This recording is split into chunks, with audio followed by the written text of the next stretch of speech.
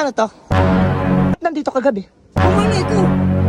Anong malay mo? Sira ulo ka ba? Bakit ka kami sinisisi? Malay ko dyan sa condom na yan. Eh no, gamit na oh. Kaya nga, gamit na nga, di ba?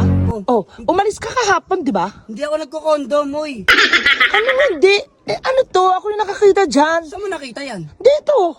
Malay ko, baka hinangin o ano. Ano? Hinangin? Hindi ko alam. Alam mo yung ebidensya mong yan, hindi ko gusto yan ha. Eh ano naman kung gumagamit ako ng condom? O kaya nga.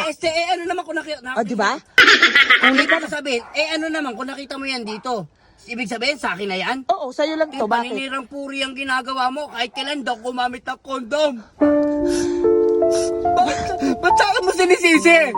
Ha? Pinagbibintangan mo ko sa mga hindi ko ginawa. Hindi kita pinagbibintahan. Nakita ko sa kotse. O ngayon, hindi sa akin yan.